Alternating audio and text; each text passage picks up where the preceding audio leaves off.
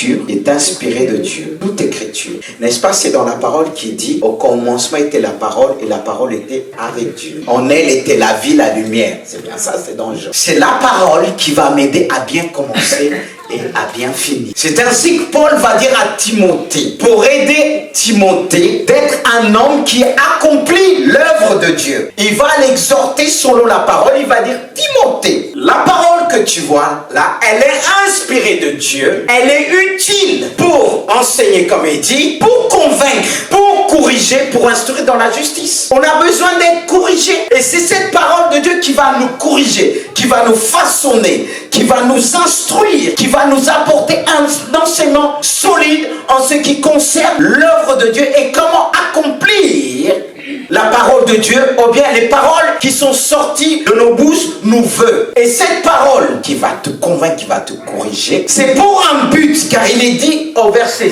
17, il dit, afin que l'homme ou la femme soit quoi?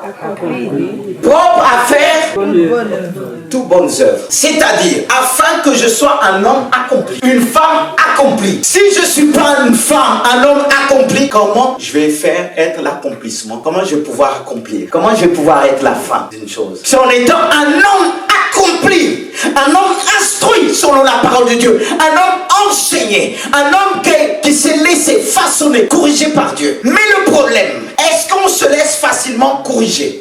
Et si j'ai un problème dans ce domaine-là, je ne pourrai pas être un homme accompli. Et je ne serai pas prêt, comme dit, propre à faire toutes bonnes œuvres. C'est-à-dire accomplir l'œuvre de Dieu. Que ce passage-là nous aide. Et encore moins pour celui qui ne la lit pas du tout. Comment il va savoir? Dieu est celui qui veille sur sa parole pour l'accomplir. Et Dieu va me donner le Saint-Esprit qui va me permettre de veiller sur toutes les paroles qui sont sorties de ma bouche. Parce qu'on oublie vite.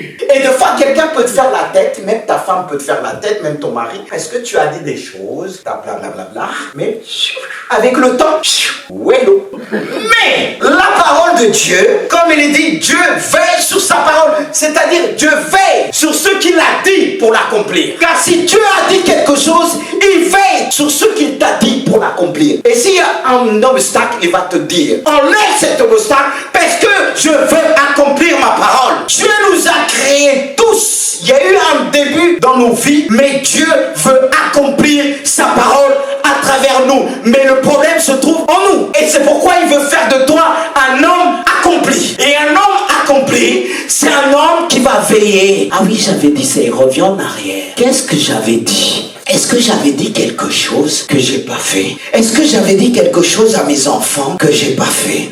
Est-ce que j'avais dit quelque chose à ma femme que j'ai pas fait? Et ne sois pas dur. Ne dis pas, ah oui, tu fais des promesses. Est-ce que le monde là, il nous fait oublier les choses? Le diable veut qu'on oublie nos vœux.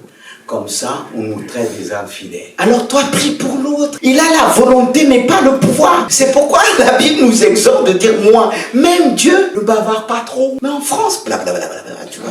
Parce que si on doit veiller à tout ce que on a dit au départ, ah, t'inquiète pas, regarde, je vais faire ceci. Et tu vois, le jour de mariage, c'est vraiment le jour des vœux. Mais où sont les jours de l'accomplissement?